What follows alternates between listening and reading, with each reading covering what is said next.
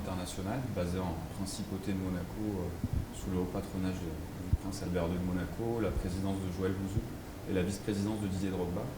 Et en 2021, nous avons créé un programme international appelé le Peacemaker Project pour renforcer les programmes menés partout sur la planète. Et nous avons sélectionné 10 organisations précurseurs qui utilisent le sport, différentes pratiques sportives dans 3 continents, 10 pays, afin de les soutenir et d'évaluer l'impact de leurs actions auprès de la jeunesse et auprès de la communauté.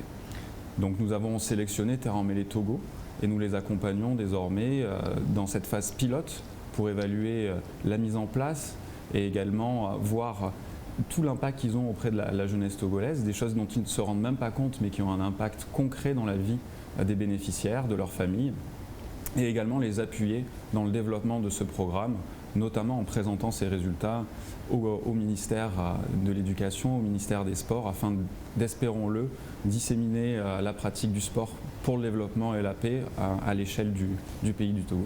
Justement, on s'est souvent fait cette idée-là que le rugby est ce jeu violent et ce jeu drôle. Mais aujourd'hui, c'est à travers cette discipline-là que vous voulez inculquer, vous voulez promouvoir la paix et le développement. Comment est-ce qu'on peut concilier cela ?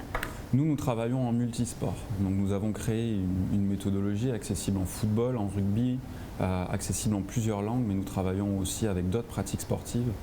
Et le rugby a cette capacité de transmettre des valeurs positives et nous avons la possibilité de créer des exercices adaptés en fonction des tranches d'âge afin de donner confiance aux enfants, afin que dans un premier temps, ils apprennent à s'accepter eux-mêmes, ensuite à accepter l'autre et ensuite à vivre ensemble. Et c'est toutes ces valeurs-là qu'à travers Terra Emmêlée Togo qui implémente les actions au quotidien, qui forment des éducateurs, qui forment des enseignants, nous serons en capacité d'impacter positivement la jeunesse. Alors, cette mobilisation-là, elle rentre dans le cadre de la célébration de la Journée internationale du sport au service de la paix et du développement. Exactement. Terra Emmêlée Togo étant des acteurs majeurs du sport pour le développement et la paix, on a profité de cette rencontre pédagogique pour sensibiliser la communauté togolaise, mais également les médias, afin de promouvoir la Journée internationale du sport pour le développement et la paix, qui aura lieu le 6 avril. Et on vous invite notamment à participer à notre campagne White Card en brandissant le symbole de la paix par le sport, le symbole justement, le carton blanc. Exactement. Le carton blanc, c'est quoi la signification de ce carton blanc-là? La signification est l'utilisation du sport comme outil de dialogue et de création de paix. Donc en soutenant cette campagne, on a tous une histoire personnelle de l'utilisation du sport dans notre vie quotidienne, comme témoin et comme capacité à créer des ponts. Et aujourd'hui, voilà, moi en tant qu'ancien rugbyman, j'ai immédiatement des points de convergence avec Ouro et on est ravis de vous inviter à partager à cette campagne sur les réseaux sociaux. Donc partagez une photo de vous avec le symbole et le hashtag WhiteCard sur les réseaux sociaux. D'accord. Alors monsieur Ouro Koumouni, ce sera quoi la suite? La suite, c'est que dans les écoles de rugby, on continue la dissémination du programme. Donc vous voyez, après 3 mois de dissémination, nous faisons les rencontres éducatives pour évaluer sur un certain nombre de valeurs. Donc les valeurs qui ont été évaluées hier étaient les valeurs autour duquel on a mis en place nos activités pendant 3 mois. Donc après ce cycle, pendant 3 mois, donc après chaque 3 mois, nous organisons une rencontre éducative pour essayer d'évaluer les enfants sur les valeurs. Donc ce n'est pas contraignant. Ça, c'est décontracté, c'est un espace ludique où les enfants jouent et qu'on les observe. Comme il a dit, aujourd'hui, grâce à leur appui, nous avons des universitaires, des chercheurs de l'université Paris-Nanterre qui sont avec nous, qui nous suivent, qui observent ce qu'on fait, qui questionnent, qui nous questionnent, qui questionnent les enseignants, les enfants, sur les retours qu'ils ont, sur leur impression, les responsables d'établissement, qui derrière vont laisser une stagiaire qui va rester pendant 1 mois pour nous suivre dans nos activités et derrière vont pouvoir nous produire des outils d'évaluation. D'accord, si je comprends bien, ce n'est pas que la partie pratique, parce que là on a vu les enfants, ils étaient sur les terrains. Ça veut dire qu'outre cette partie pratique-là, il y a aussi des cours. Les enfants sont aussi sensibilisés à travers des cours, à travers des débats, des causeries. Oui, tout à fait. Et dans notre démarche éducative, donc quand on anime une séance EDS, qui est une séance d'éducation au développement par le sport, il y a la phase où on va briefer les enfants, ou la phase où ils vont aller dans la pratique, et après, il y a la phase où on va débriefer sur ce qu'on a fait, en lien avec les valeurs. Donc, c'est pour les amener à avoir cette réflexion-là et à faire le rapprochement entre le jeu et leur quotidien, leur vie de tous les jours, à l'école, à la maison, dans la cour de l'école, parce que dans la cour de l'école, les enfants, nous, dans la pratique, on les amène à jouer ensemble, filles, garçons. Ça, c'est une problématique qu'on a très vite identifié que pendant la récréation, il y a les filles qui sont ensemble, elles font autre chose, les garçons pareil.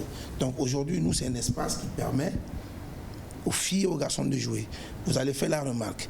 Il y a beaucoup de disciplines où quand les filles jouent, les garçons sont à côté. Quand les garçons jouent, les filles sont à côté. C'est pas pareil avec la balle ovale à l'école, terrain mêlé. On apporte ce cadre-là qui crée la confiance, la sécurité, où les enfants ils jouent ensemble.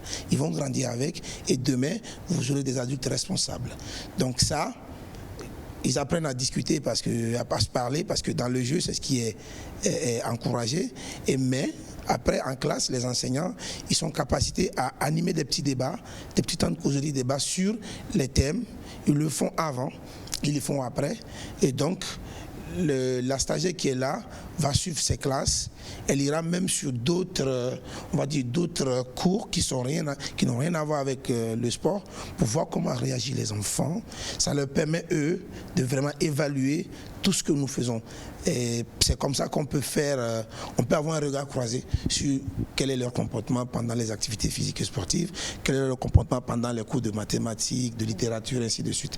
Donc nous pensons qu'après cette étape, nos universitaires vont nous aider à pouvoir avoir des outils tangibles qui permettent derrière d'aller parler à qui de droit, donc au ministère de l'Éducation nationale, au ministère des Sports, à tous les acteurs, à toutes les parties prenantes dans l'éducation de la jeunesse. D'accord, donc là nous sommes dans la phase pilote, mais vous dites que le projet il s'étend sur 3 ans, c'est bien cela? Oui, et ce que j'ai envie de dire, c'est que notre programme a 4 phases, d'accord? La première phase, c'est la conception des outils. La seconde phase, c'est la formation des éducateurs et enseignants. La troisième phase, c'est la dissémination. C'est ce que nous sommes en train de faire là. Nous sommes dans les établissements scolaires pour entraîner, pour encourager les enseignants et les éducateurs à entraîner. Et après, c'est l'évaluation. Donc cette 4e phase d'évaluation, nous, on ne peut pas le faire. C'est que des sociologues, des enseignants-chercheurs spécialisés dans l'impact du sport qui peuvent nous donner des billes. Donc c'est là que Terre Mêlée, c'est là que Peace Sport intervient encore une fois, après les autres aspects de leur soutien, intervient encore une fois en nous apportant des universitaires français qui vont travailler avec des universitaires togolais pour nous proposer des outils d'évaluation. Parce que là, nous sommes juste à 2 établissements, l'école Mariam et l'école... Le complexe scolaire Itian. Après, vous avez des écoles de rugby qui s'entraînent en temps extrascolaire. Okay. Alors, vous êtes également le DTN de la Fédération togolaise de rugby, c'est bien ça, n'est-ce pas? Alors, au sein de la Fédération togolaise de rugby, est-ce qu'on prépare les activités? Oui, tout à fait. On prépare les activités. Nous, déjà, notre programme, la Fédération est partenaire de notre programme. Et notre association, depuis sa création, a toujours eu le soutien de la Fédé. Et même si je suis DTN, tous les jeunes de l'association sont soit joueurs, soit éducateurs, soit entraîneurs. Et donc, à côté, la fédération, parallèlement, décline ses activités. Donc, je profite, si vous permettez, de parler un peu de ça. Nous avons, en janvier dernier, bénéficié d'une semaine de formation en renforcement de capacité des entraîneurs, des arbitres et aussi du personnel soignant. Donc une formation World Rugby qui a permis de capaciter les entraîneurs après cette période de Covid où les gens ont désappris un peu sur comment réathlétiser, sur comment reprendre les activités et sur comment garantir aussi la santé et aussi, on va dire, l'équité pendant les compétitions à travers les arbitres. Et donc, dans le mois d'avril, nous allons organiser un tournoi, un tournoi de l'indépendance, donc de rugby à 7, sur l'étendue du territoire. Et la TVT sera bien entendu associée à cette activité. Alors, Monsieur Do, un mot pour la fin. Non, mais merci pour votre accueil. Et comme le disait Ouro, c'est un programme à long terme. Et Peace Sport soutiendra Terre en Mêlée sur sur chaque phase de ce projet. Et voilà, la présence ici même de chercheurs de l'Université de Paris-Nanterre en est la première étape. Comme Ouro l'a évoqué, une stagiaire sera présente pendant 1 mois pour accompagner jour après jour les éducateurs, les enseignants, les enfants, récupérer leurs témoignages.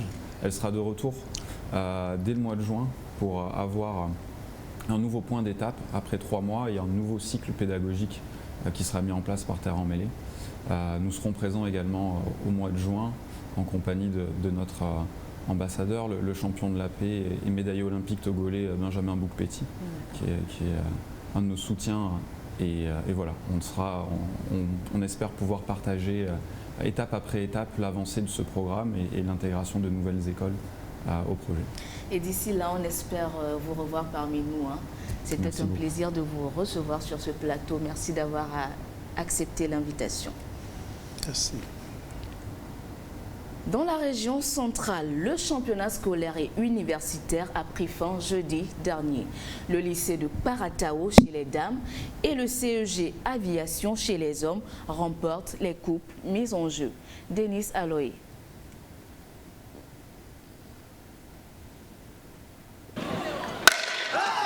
Les athlètes de la Ligue Lomé Golf retrouvent enfin les pistes après la longue trêve due à la crise sanitaire liée au Covid-19.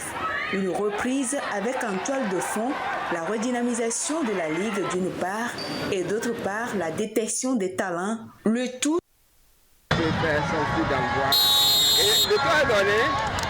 C'est un duel entre le CEG Aviation Anvers et le complexe scolaire Sainte-Joséphine Bakita en rouge, finale des championnats scolaires et universitaires au niveau de Tchaoudjor. Dans une partie de 2 x 25 minutes, ces tout petits talentueux en gestation livrent un jeu attractif. Légère domination des Verts qui ouvre le score à la 30e minute. Bakita se défend davantage tout en restant offensif, mais ne parvient pas à égaliser. Il finit par perdre 0 contre 2. Ce duel au niveau des minimes hommes est précédé d'un match d'âme entre le lycée de Paratao en rouge et le complexe scolaire Sainte-Joséphine Bakita en bleu. Ce dernier s'incline face à son adversaire sur un score de 0 contre 3.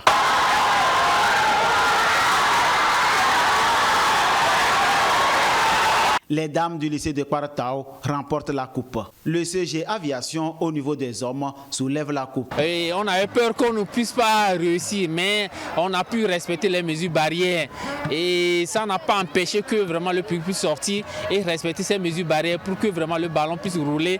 Avec nos championnats scolaires, on va pouvoir prouver des talents qui vont en même temps aller à l'école et apprendre également à jouer. Ils vont allier dans le football et l'école. Et ça va dans le sens où il faut en même temps apprendre et pouvoir aussi jouer afin de pouvoir choisir dans l'avenir. Et je voudrais également faire un coucou à tous ceux qui ont soutenu le ministère des Sports et des Loisirs pendant ces championnats scolaires au cours de cette année scolaire. Une joie pour les élèves jeunes athlètes. Moi spécialement, j'ai essayé dans la vitesse et je vais maintenir cette discipline. Je vais faire tout pour essayer de voyager dans les pays pour représenter le Togo et bien courir. C'est vraiment mon souhait. Nous sommes dans la joie, on remercie le ministre des Sports. La finale du championnat a dégagé 60 athlètes dans 4 catégories, soit en longueur 100 mètres, 200 mètres, 400 mètres et 80 mètres benjamin. Une pépinière honorée par la remise des médailles. Parmi eux, 2 non-voyants.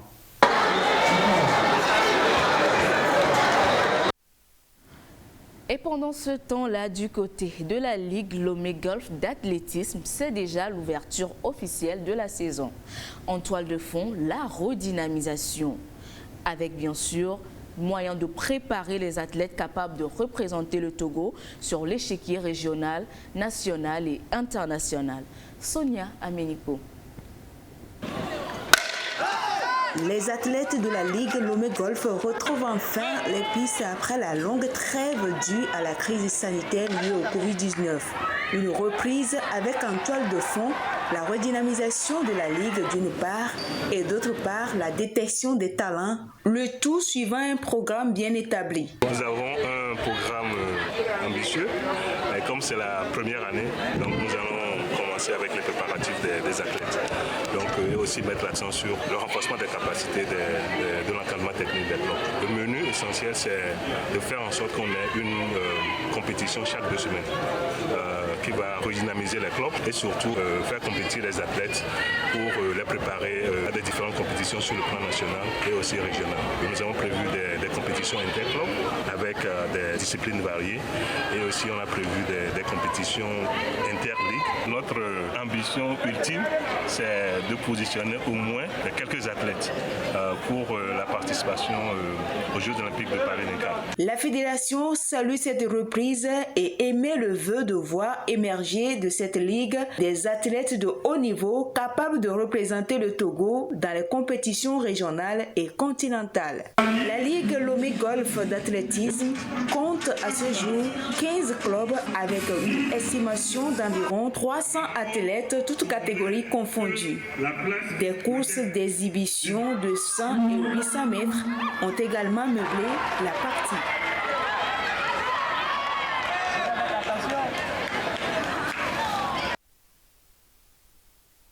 En ligne de mire donc les Jeux olympiques 2024.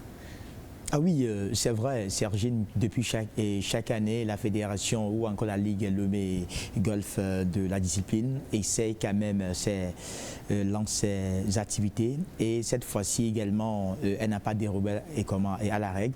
Ça permettra justement de détecter les valeurs sûres qui peuvent nous représenter réellement quand les choses sérieuses vont démarrer. Mais en temps aussi, on a passé l'élément concernant les championnats scolaires et interscolaires qui sont déjà pratiquement à l'étape des finales. Et de Lomé à Saint-Cassé, ça joue les mercredis et les vendredis. Je crois qu'aujourd'hui, la pandémie pratiquement a donné l'opportunité depuis la baisse des cas. Les activités ont repris et je crois qu'aujourd'hui, c'est le football à base qui prend un coup de pouce. Et je crois qu'aujourd'hui, de Lomé à Saint-Cassé, ces enfants ont de la joie de taper dans le ballon. Et vous n'êtes pas à savoir également qu'on avait disqualifié certaines écoles qui ont triché sur l'âge. Ça veut dire qu'il y a du sérieux qui se fait au niveau du ministère des Sports. Et le présent partenariat avec la BOAD qui permettra de redynamiser ces championnats scolaires et universitaires. Tout à fait. Et je crois aujourd'hui qu'il est temps de pouvoir saluer ce que fait M. Zimbo Ayouba. De l'autre côté, il va falloir qu'on puisse lui apporter réellement un soutien assez énorme pour qu'à la fin, qu'on puisse avoir des joueurs qui vont étoffer les sélections cadettes d'abord, juniors et pourquoi pas la sélection fanion. Et il faut également reformer aussi ceux qui font office d'entraîneurs pour ces jeunes-là parce que des fois quand vous y allez au terrain, quand vous les suivez, on ne sent pas une lecture tactique. Ce sont les professeurs qui s'intronisent comme entraîneurs de ces jeunes-là. Ils n'ont pas quand même les b.a.-ba de la chose, ils n'ont aucune teinture. Mais bon, ils s'essayent en tout cas. Je crois que prochainement, le ministère doit penser également à ça, à reformer, à leur donner les matières qu'il faut pour que réellement on puisse avoir des matchs âprement discutés. Et des fois, on se dit que le score est connu avant le coup d'envoi parce que quand vous voyez le déroulé du match, c'est comme si le match se joue comme à sens unique. Et prochainement, on doit également vérifier tout cela pour que nos championnats scolaires également puissent refléter un peu ce qui se fait de la zone ouest africaine. Il en va de l'avenir de notre sport. Du sport, toujours, de la musique, mais surtout la préservation de l'environnement avec le Green Zumba, une activité récréative autour de laquelle le projet sport et développement de l'association Amis du Futur a pris fin. Martin Sandani Mankoubi pour plus de détails. Plusieurs jeunes du quartier de Kotoko-Lizongo, dans la commune d'Agogne V4, ont répondu au rendez-vous de l'association Amis du Futur pour l'ultime activité de leur projet Sport et Développement Durable. Une activité dénommée Green Zumba dans une ambiance musicale et sportive sous la houlette de 3 coachs. Aujourd'hui, nous arrivons pour la bouclose que nous avons dénommée Green Zumba. Zumba qui va dans le sens de la protection toujours de l'environnement. Ici, le thème porte sur la gestion des ordures ménagères sur les sites sportifs et comment gérer les ordures autour et sur les sites sur lesquels nous pratiquons du sport. Démarré le 30 novembre dernier avec la sensibilisation porte-à-porte, ce projet sport et développement durable en faveur de l'environnement a été meublé par 5 activités dont la dernière est le Green Zumba.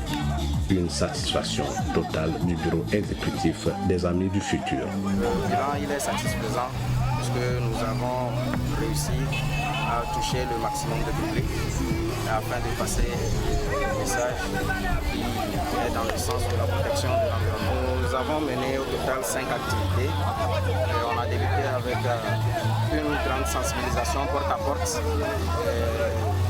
Nous avons circulé dans les ménages dans presque tout à Agré 4. Nous avons attiré l'attention de la population sur la bonne gestion des ordures ménagères. Ensuite, nous avons lancé 2 week-ends à Agré 4. Le projet sport et développement durable de l'association Amis du Futur a été soutenu et financé par l'Agence française de développement en collaboration avec le district du Grand Lomé.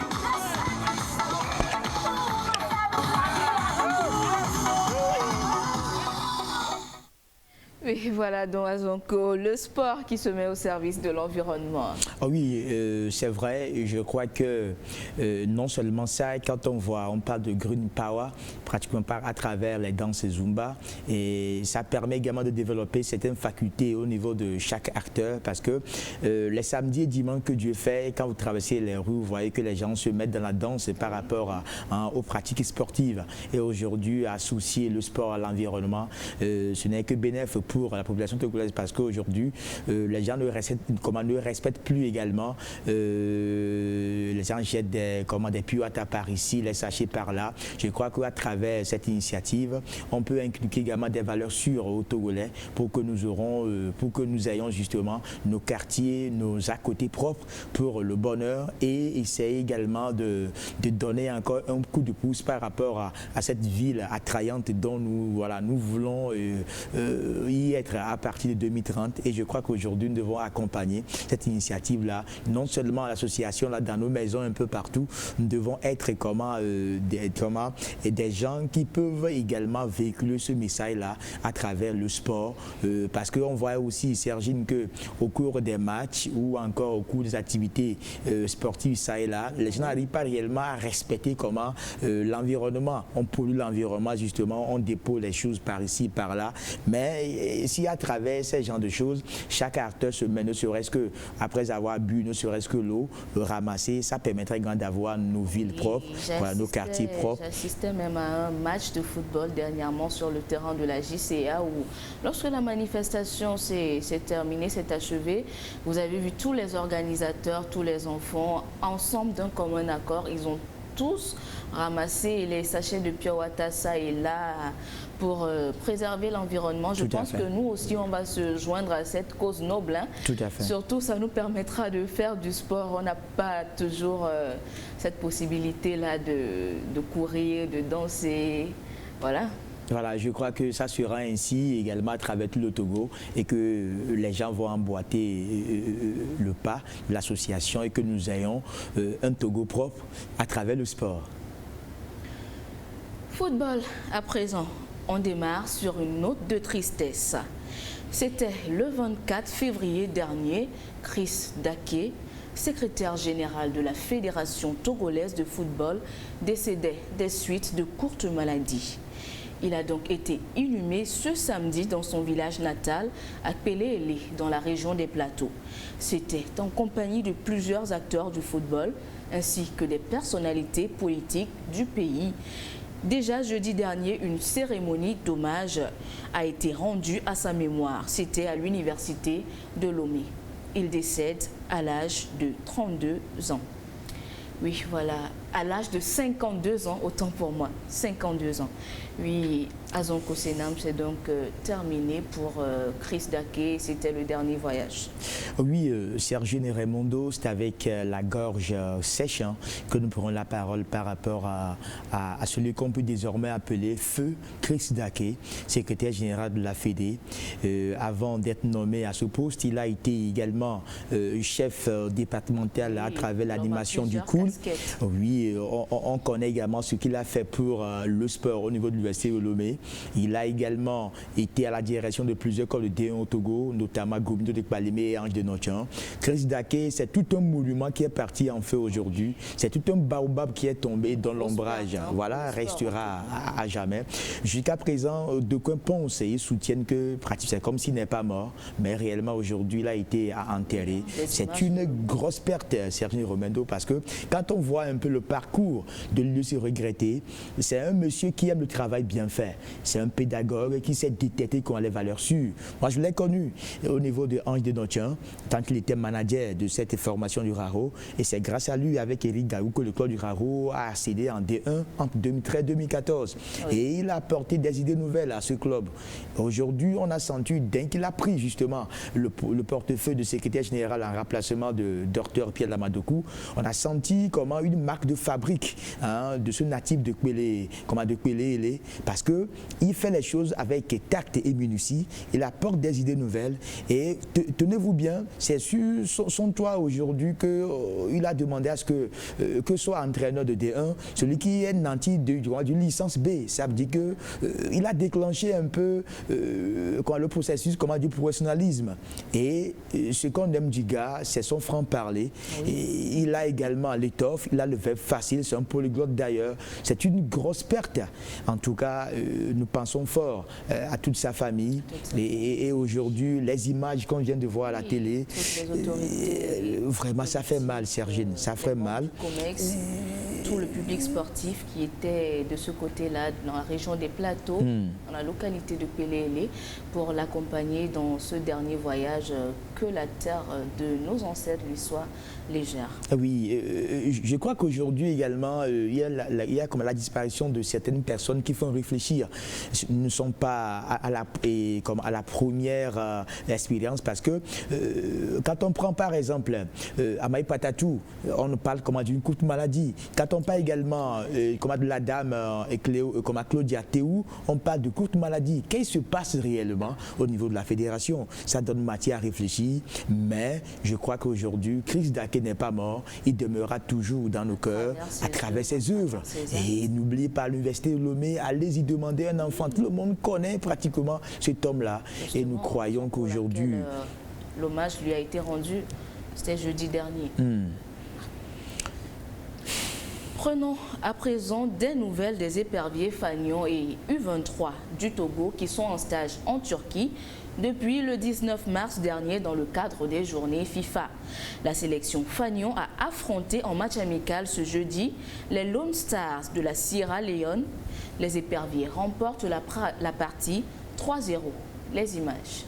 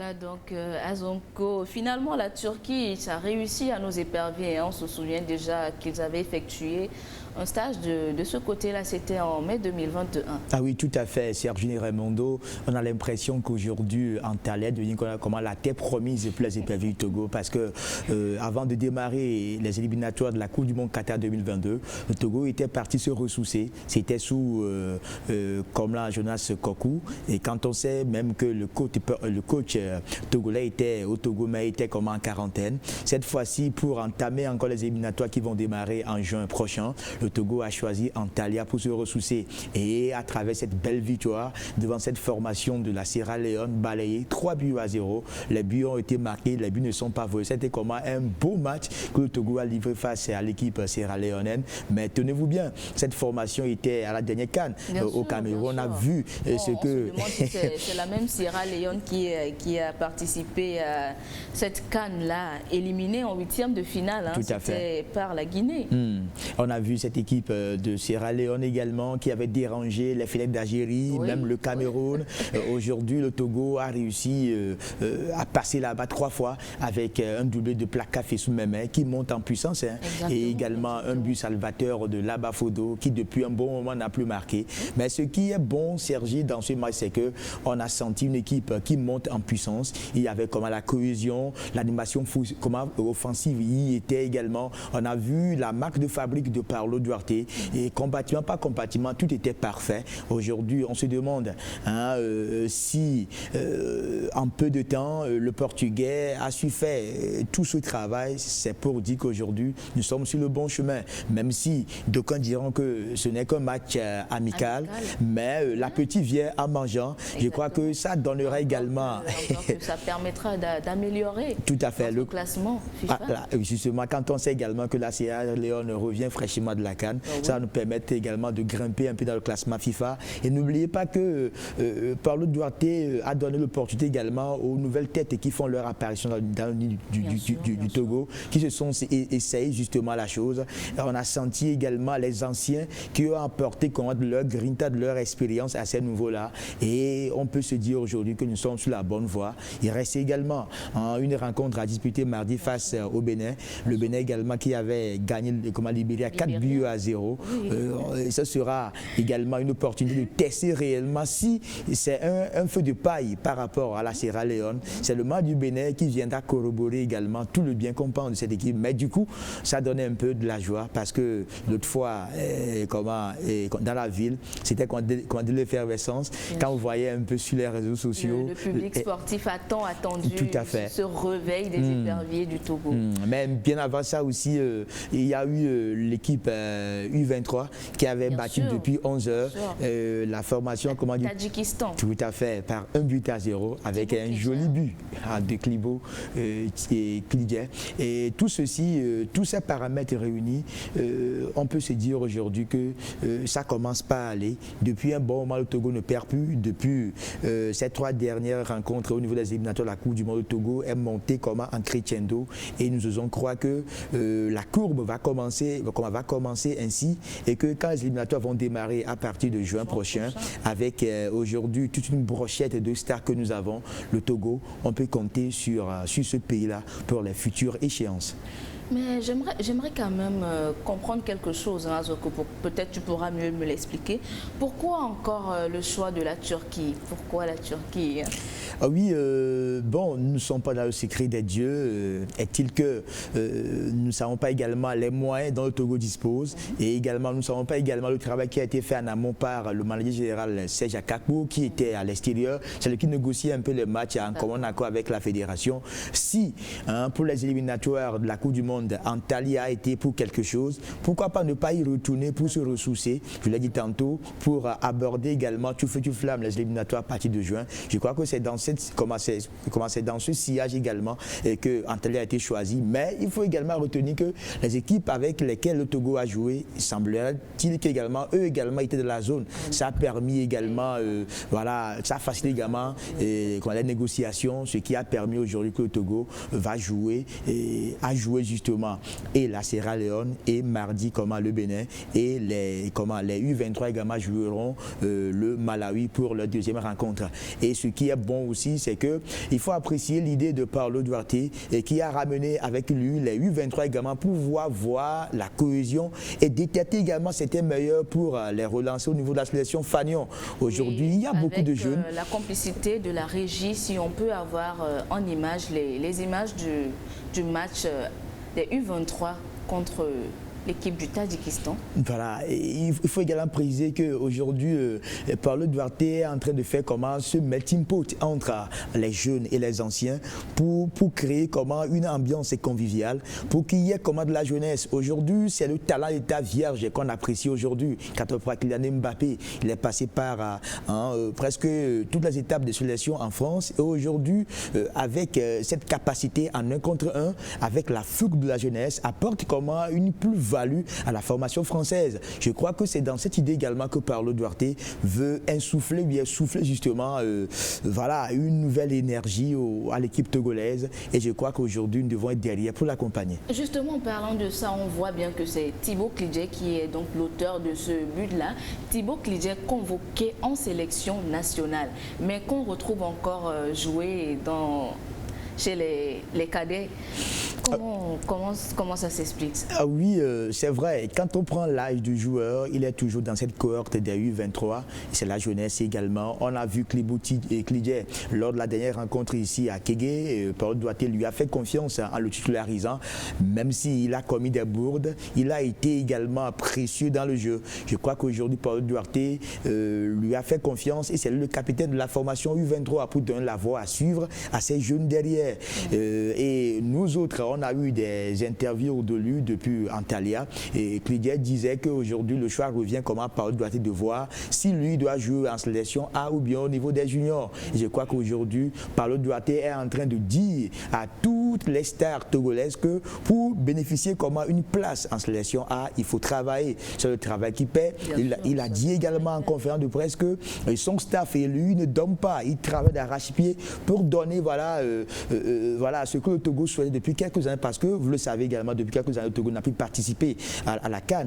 Et aujourd'hui, et aujourd'hui, 2023. Tout à fait. Et aujourd'hui, on a l'impression qu'il y a un épée qui plane sur la tête de Togo. Et Paulo Duarte a envie de jouer ce coup-là, en faisant un peu confiance à ces jeunes-là. Et je crois que pour les éliminatoires, il fera ce melting pot-là, parce que vous le savez aussi, et qu'à partir de juin, nous n'aurons pas Bébou Ilias avec nous. Il faut commencer par chercher ce remplaçant avec les jeunes, parce que les jeunes, eux, ne demandent rien que de leur faire confiance. Ils ont envie de taper dans le ballon et Paulo Duarte est là pour leur donner la confiance là.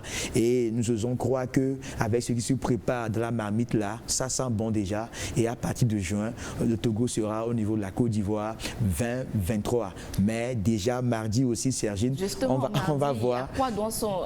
On doit s'attendre à quoi mardi prochain? Le Bénin et le Malawi. Oui, Malawi pour les U23, je crois que Paulo Duarte va essayer de faire reposer certains joueurs qui ont joué déjà face au Tadjikistan, en faisant confiance également à certains joueurs qui sont là, qui n'ont pas tapé dans le ballon. On a vu Dosset Dynamique qui a été convoqué. On a vu également le portier Urouf de Dynamique qui a été convoqué mais qui n'a pas joué. Et on peut toutefois changer pour voir, retourner l'équipe pour voir également et si réellement eux peuvent répondre au niveau de la sélection Fagnon. Il y a également certains jeunes joueurs qui sont arrivés mais qui n'ont pas tapé dans le ballon. Je crois que Paulo Duarte va essayer de leur donner la confiance pour qu'eux également puissent mouiller le maillot. Et c'est pourquoi également les journées FIFA ont été instaurées pour tester justement les nouvelles têtes qui puissent apporter réellement une plus-value à l'équipe togolaise de football.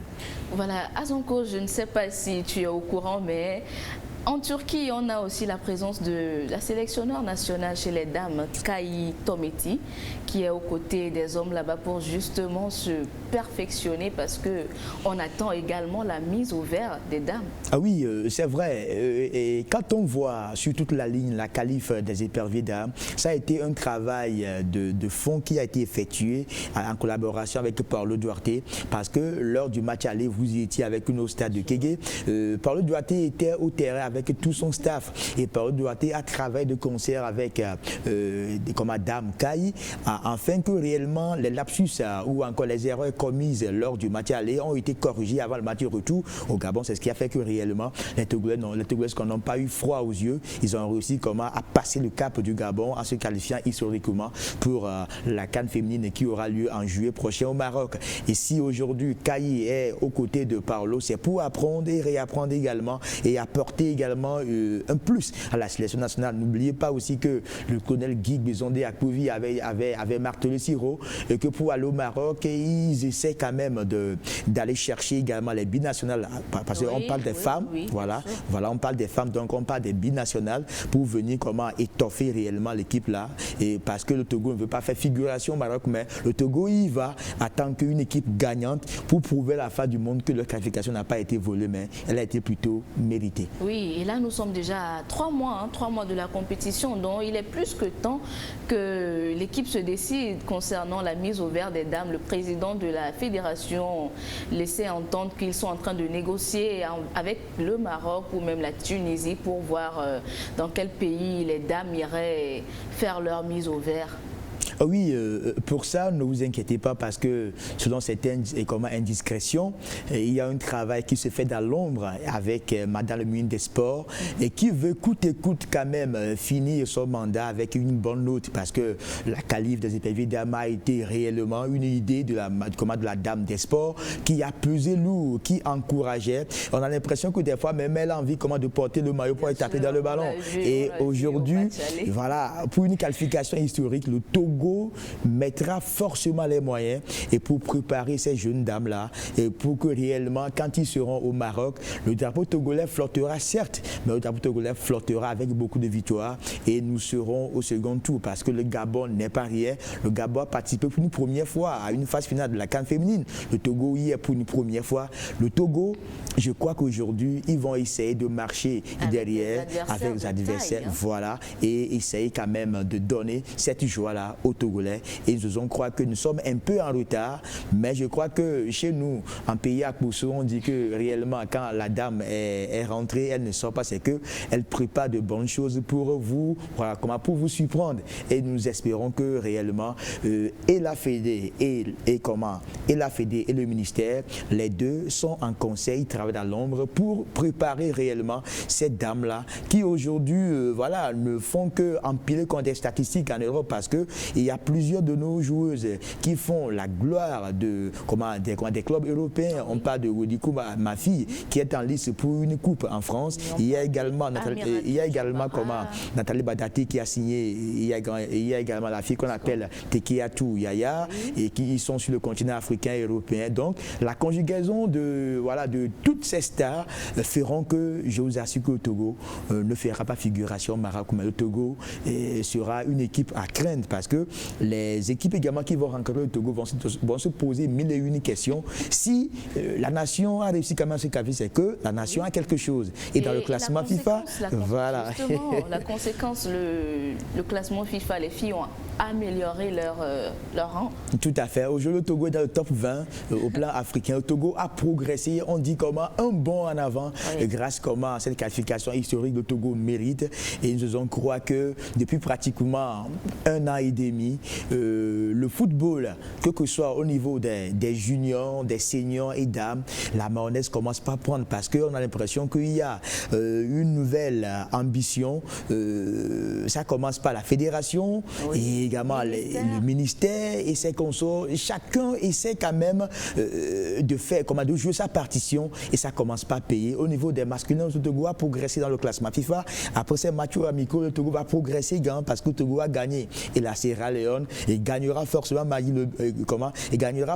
Bénin mardi et nous croit que le Togo fera toujours des exploits. Et voilà, l'ambition aujourd'hui c'est que Sergine, pour tout Togolais, voilà, les 8 millions pratiquement que nous sommes, l'ambition c'est de qualifier le Togo pour la Côte d'Ivoire 2023 et que déjà à partir de juillet, que les dames là puissent faire une prestation assez héroïque et nous y croyons, et que également les juniors qui se préparent puissent sublimer au niveau du tournoi UFOA et pour qu'ensemble le Togo puisse être renoué encore avec comme à son apogée autant de Kaolo, autant d'Adebayo en 2006. Pourquoi pas? C'est possible parce que nous avons les moyens et le président Fonia Sigbe également en tant que premier sportif met les moyens parce que les filles ont 8,5 millions de francs CFA. C'est pour dire que même au sommet, on y pense au football togolais et nous sommes là pour les accompagner. Oui, c'est tout le mal qu'on puisse souhaiter à tous nos ambassadeurs. Coupe de l'indépendance à présent. 8 équipes en compétition ont disputé les quarts de finale ce mercredi. À Sokodé, Asco de Kara l'emporte sur Fouadon de Dapaon sur la plus petite des marques. Regardez. Dès l'entame de la rencontre, on a assisté à une nette domination de Asco habillé en jaune devant un Fouadon en vert qui se cherche encore. Plusieurs actions offensives ont échoué avec la maladresse des attaquants de la Cosa. C'est à la 35e minute que Urobodi Arissou, sur le flanc droit, perce la défense de Fouadon pour donner l'avantage du score à son équipe. 1 pour Asco, 0 pour Fouadon. Le score est resté inchangé jusqu'à la fin de la première partie. À la reprise, le match devient plus engagé. Les joueurs de Fouadon deviennent plus mordants. Malheureusement, aucune de leurs offensives n'était concrétisée. Asco rate un pénalty à la 60e minute sur une faute commise sur Urobodi Arissou. Plusieurs actions offensives ont été menées de part et d'autre, mais le score reste inchangé jusqu'au coup de sifflet final de l'arbitre Djobo Jean-Claude. Pour le coach Jean-Paul Abalo de Asco, malgré la victoire, ça n'a pas été facile. Parce qu'en premier temps, on a tout donné, on avait eu maintes occasions qu'on n'a jamais réussi à concrétiser, à part un but d'avance à la mi-temps. Je pense que c'est un match de coupe, on était avertis, on savait que notre adversaire n'ont rien à perdre, ils jouent contre Asco, c'est normal. Et nous, on se doit de gagner ce match pour rester toujours dans la continuité. Ça n'a pas été facile, mais je pense que sur l'ensemble du match, on a quand même maîtrisé notre sujet. Dès l'entame de la rencontre, on a assisté à une nette domination de Asco habillé en jaune devant un Fouadon en vert qui se cherche encore. Plusieurs actions offensives. À Lomé, l'étoile filante est venue à bout de Dito de Lomé, toujours sur le score de 1-0. Suivez plutôt.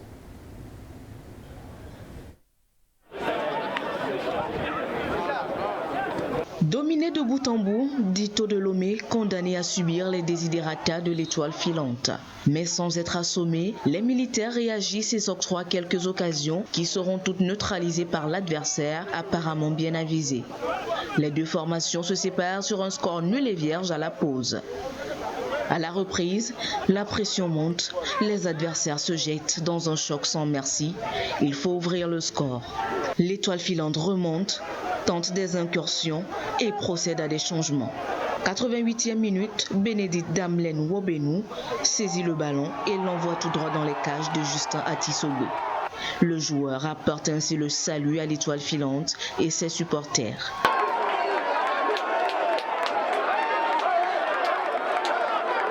Ils ont mieux joué que nous aujourd'hui, bon, ils doivent la gagner. On souhaite une bonne continuation pour l'étoile filante. On avait déjà trop de blessés, mais ce n'est pas une excuse, mais au fait, on n'en voulait plus en prendre.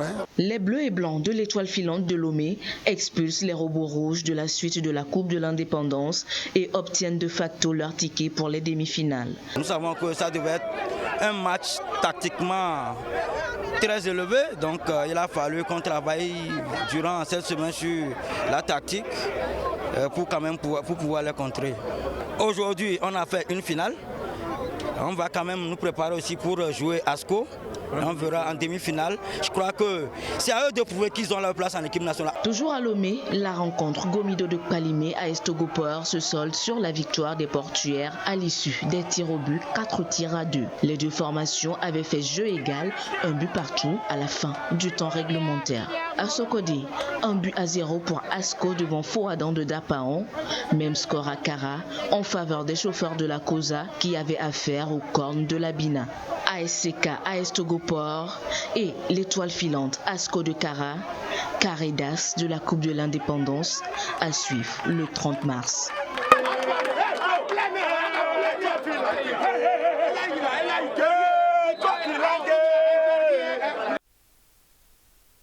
Oui, voilà donc Azonko, ASCK, Asco, AS Togopor, la hiérarchie est respectée. Hein. Ah oui, on peut se dire que que la hiérarchie est respectée, mais d'aucuns auraient pensé ou bien d'aucuns auraient pensé soutenir réellement que le Dynamique togolais puisse passer parce que c'est le club leader de la zone sud à l'issue de la phase régulière du championnat. Mais Viva Filante a été plus fort que les Robots Rouges parce que également au niveau de la D2, c'est le club qui mène les débats au niveau de la zone sud. Aujourd'hui, Viva Filante ira défier Asco de Kara. Il faut également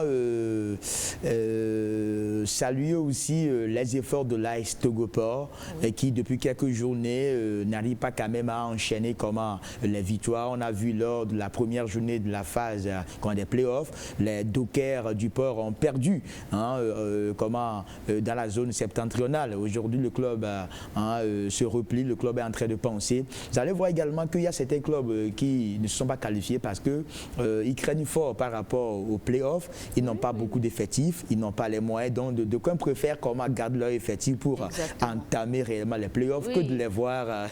C'est d'ailleurs ce que disait le doyen Barabako à l'issue de leur élimination, que désormais on se tourne vers un autre championnat. Mais Dito, est-ce que Dito n'a pas sous-estimé l'adversaire? Oui, je crois que le Dynamique togolais, vu ce que les Robots Rouges ont produit face à ASCK ici à Kégué lors de la première journée c'était un Dynamique togolais vraiment tout feu, tout flamme, qui avait sublimé. On n'a pas compris réellement ce qui peuvent comme raison expliquer réellement leur débâcle face à ces formations des Bleus du quartier commercial. Mais est-il que Viva Filante aujourd'hui, c'est une équipe aujourd'hui qui monte en puissance au niveau de la D2. Le match était très intense. J'ai vu plusieurs de leurs matchs au niveau de la deuxième division.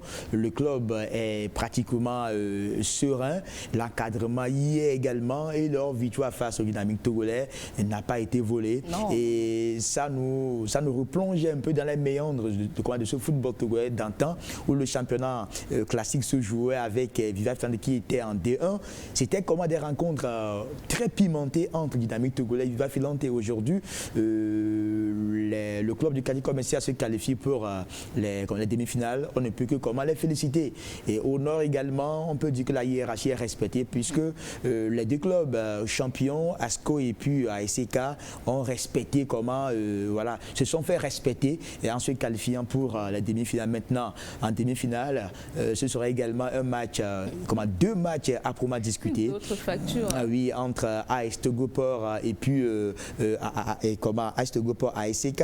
Et quand on sait également que les deux formations se sont rencontrées plusieurs fois dans ce championnat, l'année dernière, lors des playoffs, c'est ASCK justement, non plutôt ASCK avait battu ASOTR, mais ASCK et puis AS Togopor, voilà, ils se connaissent un peu. Ce sera un match de compétiteurs ou encore un match de stade-in de compétition africaine de football parce que les deux formations jouent au moins les coupes continentales africaines. Maintenant, le show reste entre Asco de Kara, l'équipe championne du Togo, et puis Viva Filante, et pour une place pour la Coupe de l'Indépendance qui aura lieu le 27 avril pour notre cher et beau pays, le Togo. En tout cas, ça promet mercredi prochain. Nous y serons pour voir commencer un gros derby entre ASCK, Togopor ou encore entre Viva Filante et Asco de Kara. À suivre de très près. 8e édition du tournoi Made in Togo. Le temps a été donné samedi dernier au stade Jeunesse Club d'Agoué. Atlético Club Espoir de Djagbelé est venu à bout de Étoile Sportive d'Agbalé-Pédo sur un score étriqué d'1-0. Compte rendu à Tchou Saba. 1-0, score final entre Étoile Sportive d'Agbalé-Pédo à main bleue et Atlético Club Espoir de Djagbelé en vert vêtu. Face à face, les Verts procurent des occasions plus nettes de la partie, sans pour autant les concrétiser. Eza de sa part a des difficultés à se montrer dangereux. Après plusieurs tentatives de la SEDS, Boga Amedjouassou reprend le coup franc de Eric Komla Aebe et bat le goal de Stéphane Boufo à la 25e minute. Étoile Sportive d'Agbalé-Pédo, bien avisée, essaie de revenir au score, mais à 20. La pause intervient sur cet avatar d'un but en faveur de Asseds. Les éléments de Guy Adonsou amorcent la seconde période sur la même lancée. Eza opte aussi pour la pression et tente des incursions. Malheureusement, ces velléités n'ont aucune incidence sur le verdict de la rencontre. Asseds s'impose ainsi sur un score d'1-0. On ne savait pas la capacité de l'équipe adverse. Maintenant, on connaît leur capacité. On va aller s'entraîner et revenir au match retour pour donner le meilleur de nous-mêmes. On aurait pu marquer plus de buts, mais on ne l'a pas fait et on attend le match du retour. C'est le football. Comment former les pépinières pour qu'ils puissent devenir les meilleurs de demain. C'est ça qui est important à notre niveau. Et à moins avoir le match de retour, il va un peu changer l'animation offensive et traverser sur les attaquants. Le tournoi Made in Togo est une vitrine pour l'éclosion des talents. Nous voulons repartir par la base, les jeunes. On a des projets au niveau de la fédération pour les jeunes.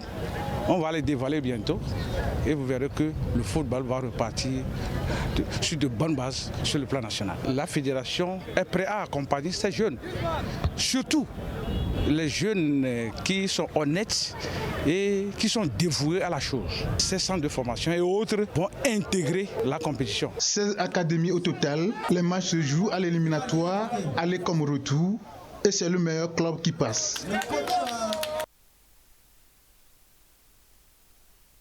De ce tournoi a démarré tout à l'heure avec le match Asseds-Eza. À l'arrivée, l'Atlético Club Espoir de Djagbelé l'emporte 3-0 et se qualifie de facto pour les quarts de finale. Azonko, Asseds confirme donc sa suprématie sur cette formation de l'ESA. Ah oui, ça veut dire qu'ils ont appris de leurs erreurs malgré qu'ils ont gagné au match aller. Ils sont venus pour confirmer leur domination totale devant leurs adversaires. Et c'est bénéfique pour cette formation que j'aime beaucoup par rapport à la qualité de leur jeu. En tout cas, c'est un candidat sérieux au titre qu'il faut suivre de près. Le tournoi Made in Togo, organisé par notre confrère Stéphane Atigossou, que nous saluons déjà, pour l'éclosion des talents. Un tournoi qui a d'ailleurs permis de découvrir des talents comme Thibaut Klidje. Oui, c'est vrai. Et si le tournoi est à sa 8e édition, ça veut dire que les 7 derniers ont été un succès. Et je crois qu'aujourd'hui, c'est un projet, c'est un tournoi accompagné. Raison pour laquelle réellement la Fédé a accepté accompagner Stéphane dans ce projet. On a vu la présence de Cedro qui est là. Et également, c'est un tournoi où les clubs de première, deuxième division doivent suivre pour détecter les joueurs, pour étoffer également leur club dans l'avenir.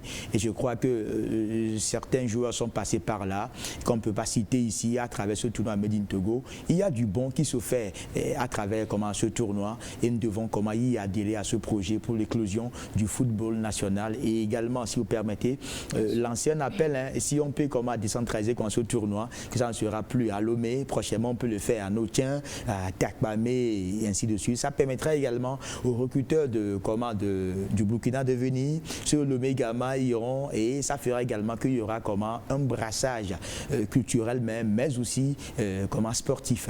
Et au-delà de ça, de faire jouer aussi les filles. Je pense que la dernière fois, nous le disions à Stéphane qui pense déjà à faire jouer les filles pour l'édition prochaine. Oui, aujourd'hui, le football féminin, chaque parent qui donne une fille à la maison a déjà en tête que sa fille va taper dans le ballon parce que cette dame-là nous donne la joie. Et aujourd'hui, on peut compter avec les filles par rapport à ce football. Et je crois que Stéphane, il a compris la leçon prochainement, forcément, qu'on aura également un registre ou encore une rubrique dédiée à ces femmes-là dans les académies également, qui permettra d'étoffer aussi l'équipe fanion togolaise par rapport aux dames. Pourquoi pas les clubs de première division dames là, qui depuis là, il y a ce problème de FIFA Connect qui fait qu'aujourd'hui le championnat tarde à démarrer. Et je crois qu'à travers les académies, forcément que ces enfants, la fille là, sont des élèves, ils ont forcément des naissances et ça peut justement donner également un coup de pouce au staff de l'équipe de football par rapport aux dames pour qu'il n'y ait plus encore ce problème de papier qui se pose aujourd'hui. Les joueuses elles sont bonnes à l'intérieur mais elles n'ont pas de papier et on se demande jusqu'à quand ça doit cesser. Il va falloir également motiver, parler à ces parents là. Une fois qu'on donne son enfant, il va falloir qu'on puisse lui faire réellement les naissances. Pourquoi pas un jugement pour que ces jeunes dames là puissent jouir de leur plaisir. Elles ont envie de taper dans le banc, leur passion réellement pour éclore leur talent. Alors, Azonko, tu avais quelque chose à rajouter oui. La coupe Très bien. Et concernant la Coupe de l'Indépendance, c'est vrai, l'autre fois, nous étions à Goué. Ce qui nous a touché, c'est que Sergine, il y en a certains qui ont payé 2000 francs, 1000 francs pour entrer, mais comment les gens étaient restés debout. Oui, on se demande comment est-ce que la Fédé peut organiser un tournoi, une compétition et prévoir les tickets à 1000 francs, 2000, mais les gens sont restés debout prochainement. Il faut qu'ils revoient également le planning ou encore l'organisation pour que ceux qui viennent au terrain soient satisfaits. On ne peut pas payer Sergine. Et encore que les supporters ont dénoncé le fait que les billets soient vendus à ce prix-là. Tout à fait. Vous vendez le billet un peu cher. Nous connaissons bien aujourd'hui c'est un peu chaud par rapport à ce corona. Les frontières sont fermées. Le contribuable togolais paie un ticket à 1000 francs et reste debout pendant 90 minutes. Je crois qu'on doit revoir ça. On pouvait quand même vendre ces tickets-là à 500. Et quand on sait qu'il n'y aura pas encore de place pour poser les fesses, je crois que prochainement, ils doivent également revoir cela. Et non seulement ça, ce qui a également touché plus d'un, c'est que on a démarré les playoffs et on stoppe. Ça coupe un peu de l'an. La fédération doit revoir également leur calendrier par rapport à l'organisation prochainement. Par rapport à ça, je pense que c'est à cause des journées FIFA avec les éperviers qui sont de l'autre côté. Je pense que c'est la raison pour laquelle ces playoffs ont été mis de côté pour le moment. Donc on va attendre au soir du 29 mars lorsque nos éperviers seront de retour pour voir la suite. Oui, mais non seulement ça, parce que si la fédération savait qu'elle devait... C'est vrai qu'elles l'ont déjà, les membres l'ont effleuré lors du chronogramme, qu'il y aura la Coupe de l'Indépendance. On pouvait quand même laisser de côté le démarrage des playoffs et permettre également à d'autres équipes de s'ajouter à ces sites. Parce que c'est trop peu. Quand nous voyons un peu ce qui se fait en France par rapport aux coupes, et voilà, on élargit ça par rapport à d'autres clubs. Nous voulons voir plus de clubs pour apprécier également ce qui se fait dans les différents états-majors. Je crois que ce ne sont que des doléances et que lors de la prochaine édition en 2023, qu'on puisse prendre également ces requêtes-là en considération pour qu'on puisse organiser un tournoi, une compétition digne de ce nom et pour qu'à la fin, l'équipe championne de l'indépendance soit une équipe qui aura combattu plusieurs clubs de ce championnat. Coupe du Monde Qatar 2022, les barrages allés dans la zone Afrique se sont disputés ce vendredi. 10 pays en lice pour seulement 5 tickets à s'attribuer au soir du 29 mars. Et déjà, les profils se dessinent. Le point avec Aflin Johnson. Les retrouvailles entre le champion d'Afrique 2021 et son dauphin avaient une allure presque semblable à la finale qui les a opposés le 6 février dernier. Entre un Sénégal porté vers l'offensive et une Égypte tactique et solide derrière, ça s'est joué à un coup de malchance contre les Lions de la Teranga. Un autogol de Saliou 6 à la 4e minute a scellé le sort du Sénégal dans ce match. Des Sénégalais qui sont attendus pour rugir fort mardi prochain sur leur sol. Ou alors Il faudra à l'Égypte montrer plus que son jeu fermé pour faire mal à son bourreau de Yaoundé. Ça sent très mauvais en revanche pour les Aigles du Mali qui se déplacent en Tunisie pour la manche retour. Le but contre son camp de Moussa Sissako condamne les Maliens à l'exploit hors de leur base. Difficile d'y croire devant une formation tunisienne souvent impériale à domicile. Tout comme la Tunisie, l'Algérie se retrouve dans une posture très favorable avant d'affronter le Cameroun. La victoire 1-0 des Fennecs au Japoma Stadium de Douala leur donne un avantage certain face aux Lions indoptables. Le Cameroun, lui, pourra-t-il se révolter au point de renverser la situation ? Je porte à croire qu'il faudra alors un cataclysme fatal aux Algériens pour que le Cameroun passe. Les Léopards de la RDC, eux, ont laissé passer l'occasion de prendre une option en vue de la qualification pour la Coupe du Monde Qatar 2022. Le nul d'un but partout facilite davantage la tâche aux Lions de l'Atlas dans l'optique de la rencontre retour. Enfin, rien n'est joué entre le Ghana et le Nigeria après le nul et vierge de Koumassi le 25 mars. Léger avantage aux Super Eagles qui accueillent les Black Stars ce 29 mars. Johnson. Oui, voilà, Égypte, Sénégal, un remake donc de la CAN dernière, la dernière CAN, un remake, mais à l'avantage des Égyptiens, Azonko. Oui, Sergine, parmi les 5 affiches au programme, c'était l'affiche la plus suivie hier au niveau du stade de Caire. C'est vrai, on s'attendait réellement à une revanche de la part des Pharaons et forcément, ils ont réussi quand même à jouer le coup en surprenant très vite à la 4e minute cette formation sénégalaise. Voilà. Et derrière, les Sénégalais ont tout fait pour égaliser, mais sauf que les Égyptiens ont pratiquement fermé les yeux, ont fermé le jeu. On a vu un Sadio Mané époustouflant, mais il reste ce finisseur, ce véritable Cyril buteur qui pouvait concrétiser les belles actions entreprises par Sadio Mané. Aujourd'hui, ça fera mal si le champion d'Afrique en titre ne sera pas qualifié pour le mondial Qatar 2022. Les Égyptiens là d'ailleurs dit que ce sera une surprise de ne pas voir le champion d'Afrique au Qatar. Oui, c'est vrai, parce que aux sorties de la finale, la dernière fois face aux Égyptiens, vous avez vu également comment est-ce que les Égyptiens étaient pratiquement furieux par rapport à ce match. Leur entraîneur, qui n'a même pas suivi le match, il était dans les tribunes, mais qui envoyait des zones positives à leur formation. Hier, on a vu 90 000 spectateurs au stade qui poussaient, qui donnaient du cri, qui intimidaient, ne serait-ce que les joueurs sénégalais, mais il faut avoir un mental d'acier, un mental fort pour jouer dans l'antre égyptien. Et hier, les Sénégalais ont essayé quand même de poser leur jeu, mais sauf qu'il n'y avait pas du répondant. L'Égypte jouait, mais l'Égypte jouait également au chrono.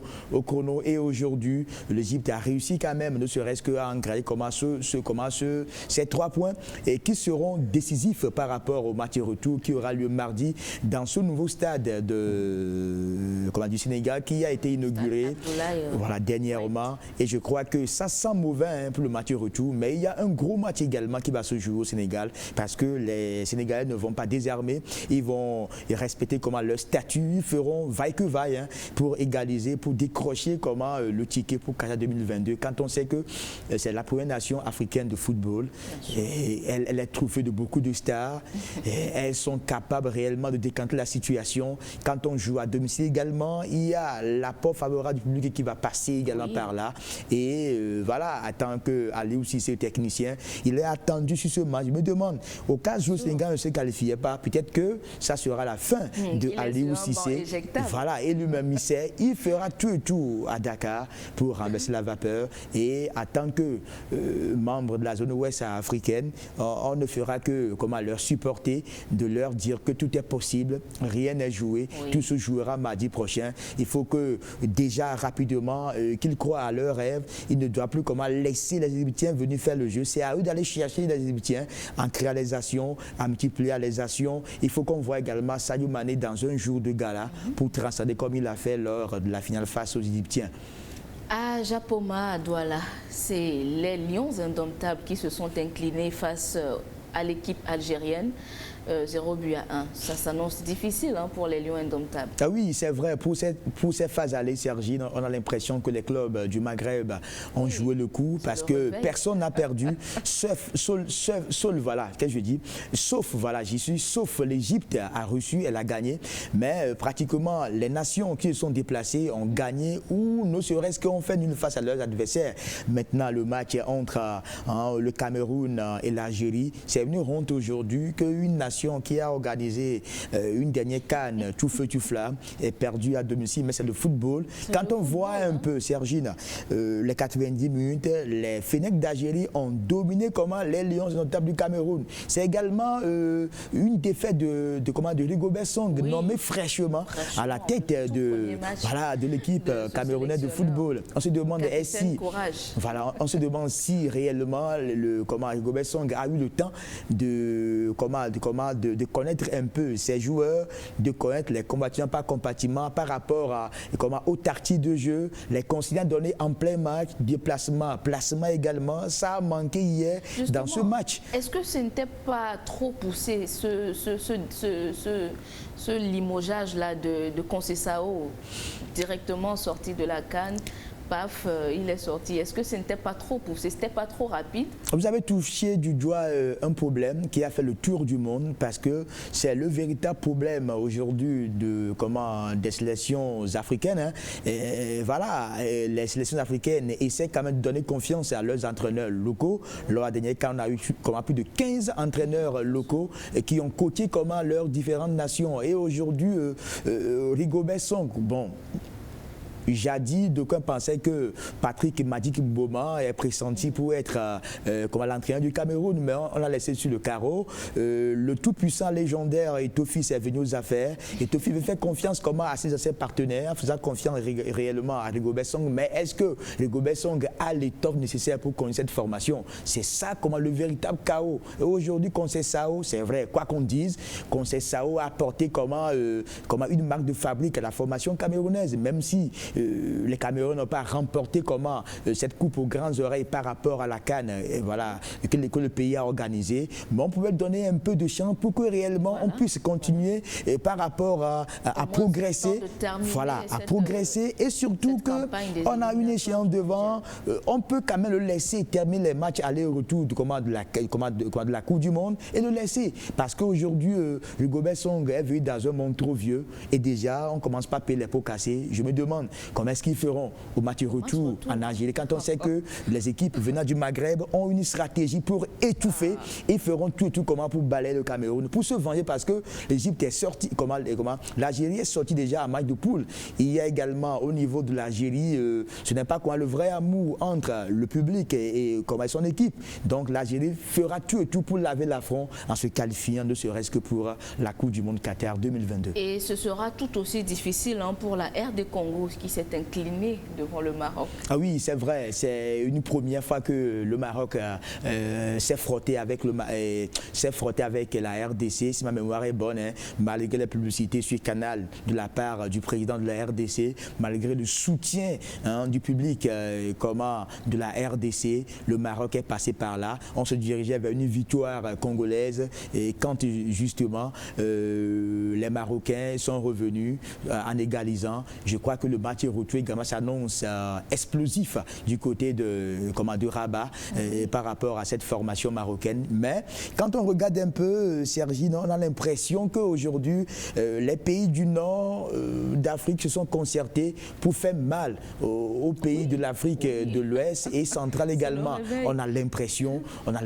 que c'est ce qu'ils se sont dit entre eux. Mais il revient réellement à ces pays-là parce qu'aujourd'hui, il n'y a plus question de jouer à domicile. On peut gagner à l'extérieur et je crois que la RDC également a ses moyens, mais il y a un petit bémol par rapport au jeu produit par la RDC et je crains fort pour nos amis de la RDC au match retour face au Maroc. Ce sera aussi la lourde tâche sur le pari que va se donner l'équipe malienne qui s'est aussi inclinée 1 but à 0 face à la Tunisie. Ah oui, l'on se disait, quand le tirage a été effectué, que le Mali allait sublimer au regard du vécu, du prestige, vu également ce qu'ils ont produit lors de la dernière CAN, même s'ils sont sortis, ne serait-ce qu'au second tour. Le Mali joue au beau football.